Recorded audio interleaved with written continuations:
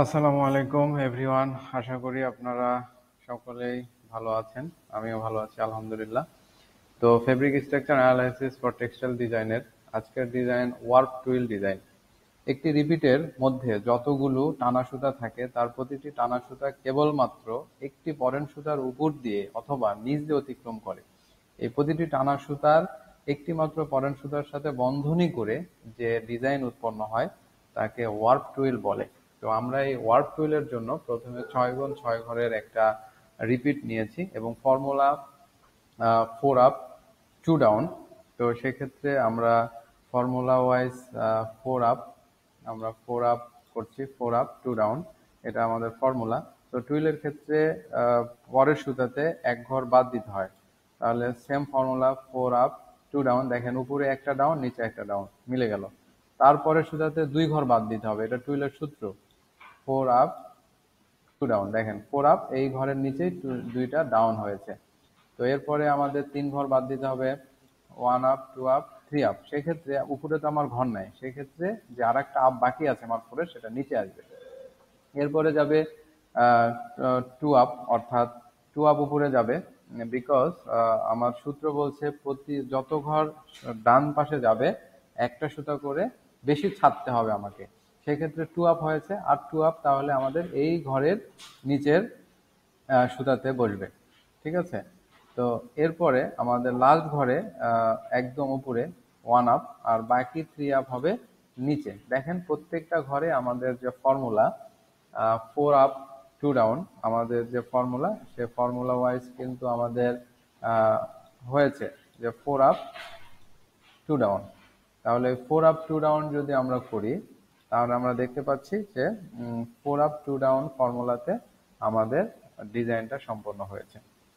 এখন যেহেতু আমরা জানি যে টুইল ডিজাইনের ক্ষেত্রে কোনো সুতাই মিল থাকে না, একটা সুতার সাথে আর একটা সুতার কোনো মিল থাকে না টুইল ডিজাইনের ক্ষেত্রে। আমি কালার করে দিলে আরেকটু ক্লিয়ার হবেন যে 4 আপ 2 ডাউনটা।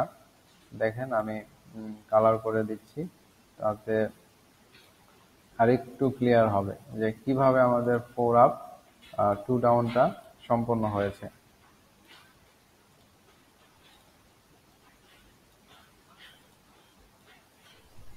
আমাদের 4 আপ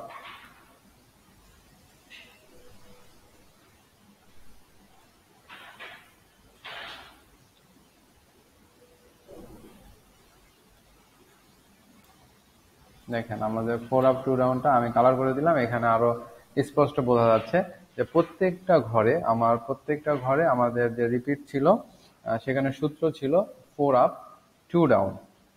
সেক্ষেত্রে আমরা জানি, আমাদের জানা আছে যে যদি কোনো সুতার সাথে, অর্থাৎ একটা সুতার সাথে একটা সুতার যদি কোনো মিল না থাকে মানে হুবহু, সেক্ষেত্রে আমাদের ড্রাফটিং হবে একদম স্ট্রেট, অর্থাৎ শিরোরেখা বরাবর। মানে আমাদের ড্রাফটিংটা হবে একদম স্ট্রেট, শিরোরেখা। তো সেক্ষেত্রে আমরা জানি যে ড্রাফটিং যদি স্ট্রেট হয় তাহলে লিফটিং কি হয়, ডিজাইনের হুবহু সেম, হুবহু সেম। সেক্ষেত্রে আমরা এটা ড্রাফটিংটা কালার করে দিতে পারি এভাবে। তাহলে আমাদের ওয়ার্প টুইল ডিজাইন অঙ্কন শেষ হলো। আমাদের দেখেন এখানে ওয়ার্প টুইল ডিজাইন, যেটা এখানে A design, B drafting, C lifting, প্রত্যেকটা ডিজাইনে এরকম A drafting, A design, B drafting, C lifting. সেক্ষেত্রে আপনি বি ডিজাইন ধরতে পারেন, সি ডিজাইন ধরতে পারেন, এটা ম্যান্ডেটরি না, বাট তিনটা চিহ্ন দ্বারা চিহ্নিত করলেই আমাদের এটা সম্পন্ন হয়। তো এই ছিল আসলে আমাদের ডিজাইন। আর আমরা এই যে টুইল ডিজাইনের তো জানি ব্যবহার, যে শাটিং শুটিং এবং ডেনিম, বিছানার চাদর, বিভিন্ন জায়গায় এটা ব্যবহার হয়ে থাকে।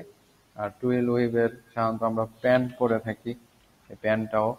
তো ধন্যবাদ, আজকে এ পর্যন্তই। আগামী ভিডিওতে আবার কথা হবে আপনাদের সাথে নতুন কোনো ডিজাইন নিয়ে।